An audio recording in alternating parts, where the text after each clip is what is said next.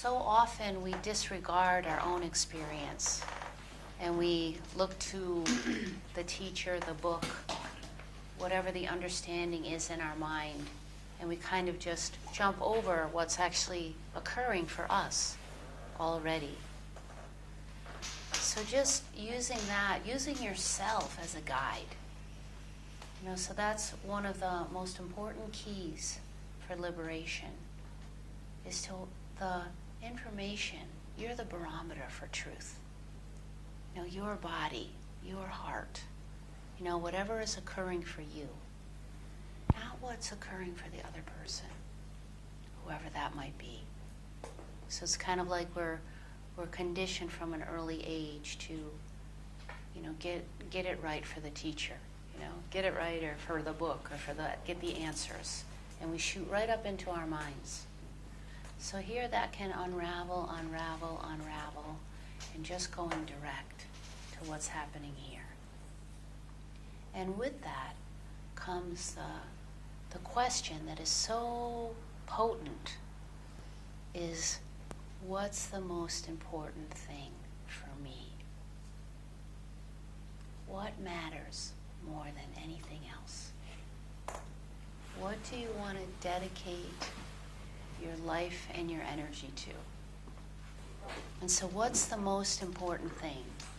And then that allows us to kind of to hone in so that what isn't important can start to fall away. All the distractions. And then it's like you have a compass, and the compass again is you. Listening.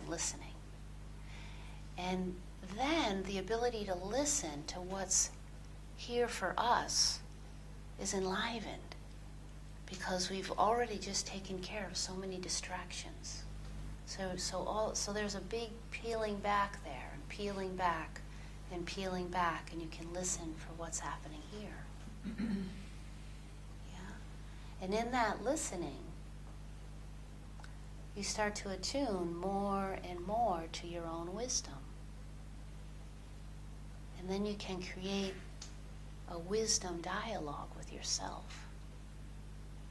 So it's this constantly returning, constantly checking what's actually happening here directly.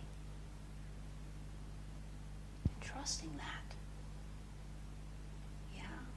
Because all of us are going to have different experiences. Awakening is going to happen differently for all of us.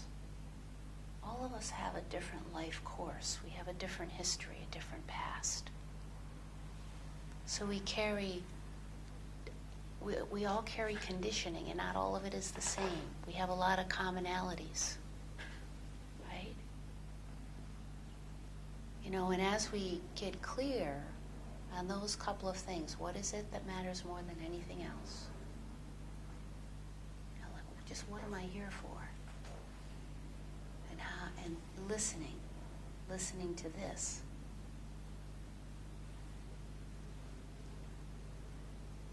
And then freedom starts to just present itself, right? Because it isn't in an outside achievement. It isn't in an outside accomplishment. Like we talked about this a lot last night. We talked about the whole idea of coming in and depending on the condition, in almost every condition through family or culture, there's an idea that's kind of put into the system, an imprint that says what you are already is not enough. You have to accomplish, achieve, become worthy somehow to just relax and be who you are, right? So we don't get to be who we are in our natural environments. And then the environments that felt natural to us as children then start to feel like burdens, or like places where we have to contain, hold back, and not really be who we are. And then self-consciousness develops. We start to doubt ourselves. Self-concern comes in, and then comes in that sense of a separate self. Right? And we just start tripping all over ourselves, and we doubt ourselves, we worry. And then all the energy that is happening in the body, sensations and feelings, they don't get to be expressed for what they are. And then instead, they get interpreted by the mind and come up and get held in the mind as an identity. So here, as we relax into the soft, awake presence that we already are, that's very soft, very open, very alive, then all of this layering can just start to fall off. Fall off, fall off. And that's the embodiment. And as that is happening, there may be feelings that get expressed. If you're one of the kids like me, I didn't know it at the time. It seemed kind of natural, but then it became a strategy. And the strategy was to make everybody happy. Then I would be okay. If I smiled enough, if I pleased enough, if I did enough, if I comforted enough, if I arranged the external environment enough so everybody could please be at peace, please get along, all of that, then it would mean that I was okay. Oh, what a lot of work, right? So in my awakening, I went through a period which was quite shocking to me, life after awakening, where I went through a long period of time being extremely negative and not caring at all what people, hoping that people didn't like me actually. This was like the complete opposite, right? And it was like all of those times where I was fake. And not, I was, used to call me Nancy with the laughing face. I got so good at it, right? But I couldn't be myself really when I was sad or when I was doubtful. It's like you had to be it was created as the self-reliant character. But after the awakening, all of that started to open and unpack. So you start to relax more in your own skin. It's really simple in a way, and it's also really profound to just be able to be yourself. So that then when a feeling arises, you can be with it. Happiness, joy, excitement, or sadness, everything, all of it, the whole human field. Because life isn't always about bliss. We would like that. But the embodiment, like if we're holding somewhere in our mind that awakening or enlightenment is about maintaining a constant state of happiness or bliss, where we're untouched, kind of that transcendent field. It's lovely. And whenever it happens, we all want to hang out there, right? But the embodiment is really walking back down all the way down into our body and being all of it. Letting all of it have us. So that's my kind of little wrap up.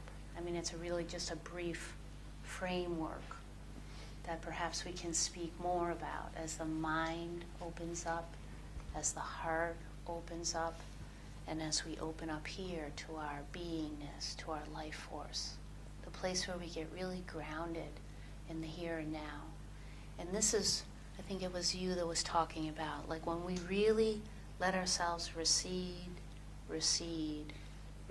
all the way into the depths of who we are. This is when it becomes really alive in every part of life. But it's meaning, and all of this can be happening at the same time. It's not like it's one after the other.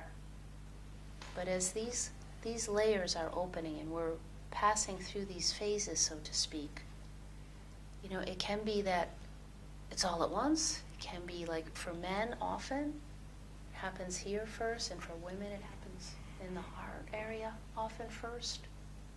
But it can be a combination of all kinds of things.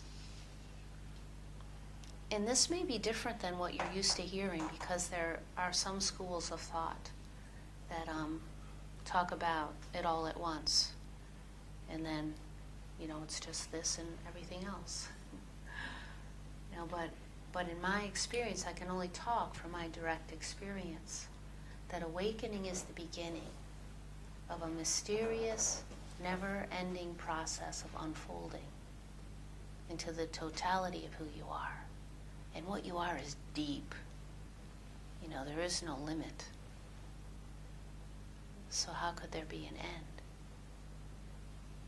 And a really good barometer for knowing if we're hanging out in a concept about what it is that life starts to feel flat and boring. Because consider you're a mystery. And if you're a mystery, and you're not holding back, and you're not holding out on a concept, life is enlivened.